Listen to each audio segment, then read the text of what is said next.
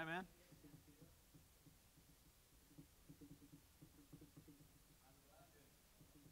Yeah, at the beginning of the year, cause then like it was kind of the same thing with my chemistry presentation, cause like the stakes are so high. Testing, testing.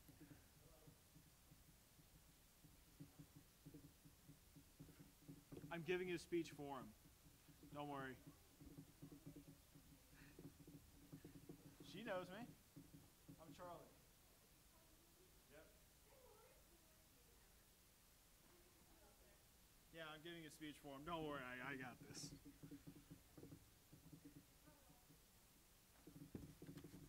It's a solid. Ooh, it's a solid 4 pages. Yeah. Oh, did you? Yeah, I had like 5 and I cut out. Oh God, that's pretty much. Mr. Flint. That's Mr. Flint. Hi, Mr. Flint. Hi. Hi, Charlie. Hi, Charlie.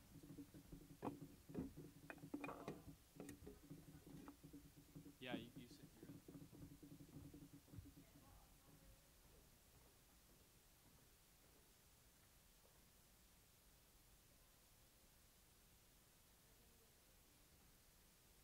Let me just read through. Hang on. It's about his theme is responsibility, so that's a maybe.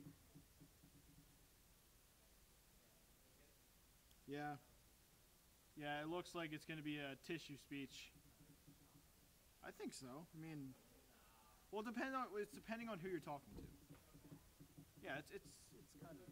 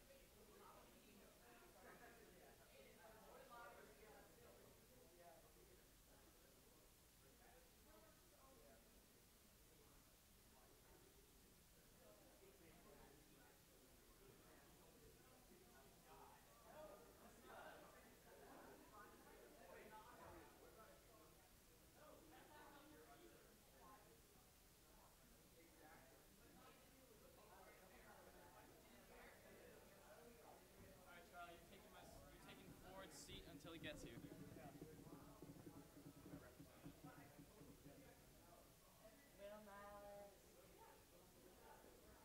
That's honest,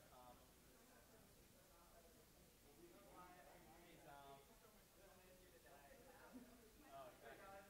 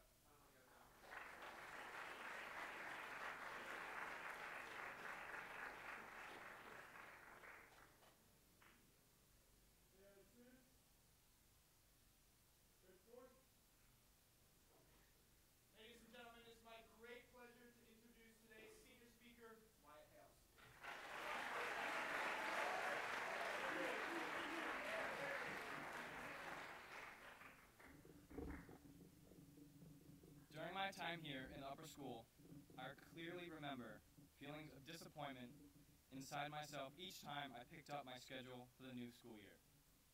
Band, 2:25 to 3:35.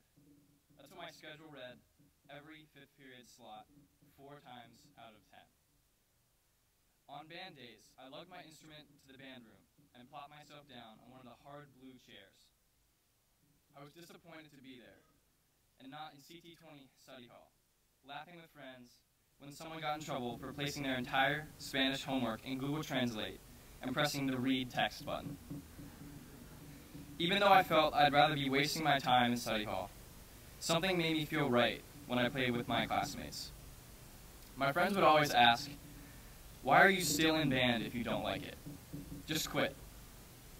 I never could give them a clear answer to why I hadn't quit, but what I can be certain about is that something felt missing after I quit band the second quarter of my sophomore year. My quitting email to Mr. Lander read, "Hi, Mr. Lander. I wanted to try band out this year, but I feel as though it bumps into my study halls and cuts down my productivity during the day. Another reason is that my 8th grade oboe buddies had stopped playing, and I wanted to play oboe with them this year. Thanks, Wyatt Hales." I had been ashamed as I typed this out, but eventually I felt a rush of happiness when I finally found the courage to send the email. As the weeks went by, that feeling quickly faded. I sat in study hall, bored out of my mind. The words, "maybe I should do some work," never came across my mind. With a smile on my face, I watched my other classmates lug their instruments down into the depths of the band room. But that smile was never there when I walked by the band room exit at the end of the period, listening to someone pounding on the drums or hearing someone singing the music in the locker room. It made me feel like I was missing out on something. A month later, I caved into the feelings and I rejoined the band. I will never forget the feeling of walking back into the band room after that 1-month absence. I quickly remembered the feeling of walking back into the band room. "He's back," Mr. Lander shouted, with a wide smile as I sat down once again on the hard blue chairs. The feeling of returning felt absolutely amazing. I began to wonder, why had I even left in the first place? I once again became familiar with the feeling of reluctantly bringing my oboe to band class. And sometimes I still today feel that same feeling of disappointment. But there is yet to be a day when I don't leave the band room singing, humming, or smiling on my way to athletics. When I left band, I forgot all of those experiences that I had shared with my classmates. If I hadn't rejoined, the new experiences that I have created over the last 2 years would not have existed. And I find a new appreciation for the memories that I create with my classmates every day in band. I play the oboe, the squeaky sounding instrument in the center of the band. I see a lot of my freshman self in the new freshman oboe this year, and I've made it my responsibility to get him not to quit. I took his shiny new oboe from him and gave him my old, crusty, rusty oboe. I switched out the reeds, and I told him that he wouldn't get his oboe back until he promised he wouldn't quit. I don't want him to make the same mistake that I made when I dropped out of band. I kept telling him, if he quits, he should definitely rejoin like I did. I remember quite clearly another memory from freshman year. I sat down next to my classmates before the start of second period class, World Cultures with Mr. Algren. We were all at our desks, fooling around and waiting for him to enter.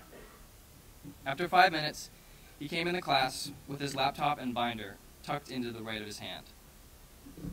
"Morning, fellas," he always said as he entered the room. He set his things down on the desk and walked to the center of the room, the desks in a U shape around him. He stood in the front of the class, quietly watching us. His eyebrows twisted in a questioning form as he turned towards me. He asked, "What is that? An orange striped tie with a green shirt?" The whole class fell silent as he turned his head to the person sitting next to me. "That doesn't match either.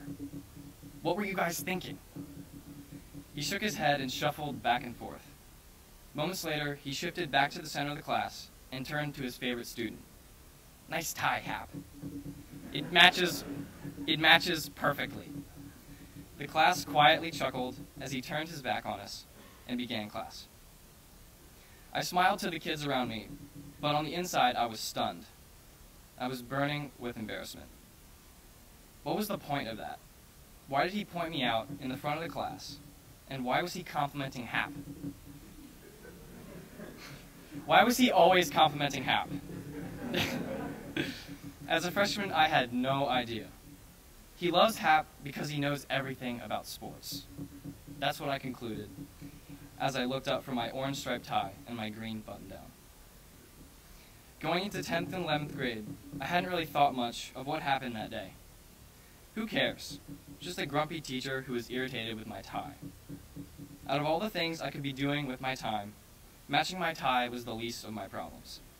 I had to do my homework, I had to finish a video game with my friends, and I had to text my crush every day so she'd like me back.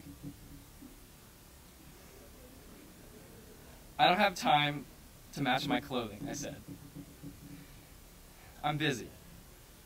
Such a small point of advice, like matching a tie, couldn't possibly have a deeper meaning. A few weeks ago, I went through my closet and found a green button-down shirt. I winced at it. What I had thought was a great green shirt back then was now an unacceptable sight in my dresser. I didn't think about why I hated it. It's just an old shirt and it's too small for me anyway. That's what I thought. I threw it right into the Goodwill pile. But now when I look back on it, I find new meaning in it. I see now that Mr. Algren called me out for more than just failing to match a tie with a shirt. It wasn't just the painful combination of green and orange stripes. He was pointing to me what I believe a matching outfit represents. Having control over the things that are in your reach. I didn't control the things I could have as a freshman in Mr. Algren's class. I didn't match my ties and I didn't organize my binders. I didn't write a list of things I was assigned for homework each night. I didn't take most things into my own hands. But without doing that, how could I expect to control the things that were harder to obtain? How could I chase the things that mattered to me when the simple things at task weren't done? Thankfully, I have people around me who push me to be my best self, but without them, I could have surrendered control and just felt complacent with the mismatched ties and unorganized binders. At the start of my senior year, I knew I needed to make some changes. My goal that I set for this year is to be more responsible. I try to engage myself more in class. I push myself to listen to the views of others, especially with modern political climates.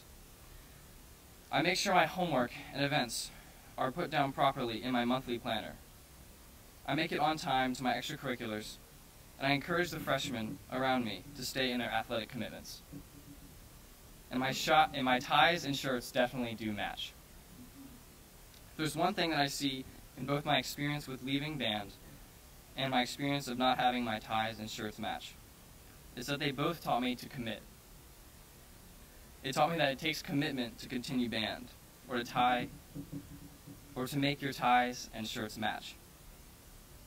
From this foundation, I can focus more on the things that are harder to reach, rather than be stuck trying to tuck my shirt in or to finish homework before class.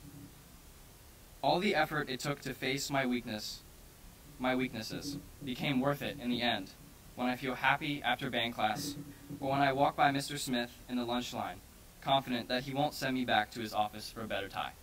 Thank you.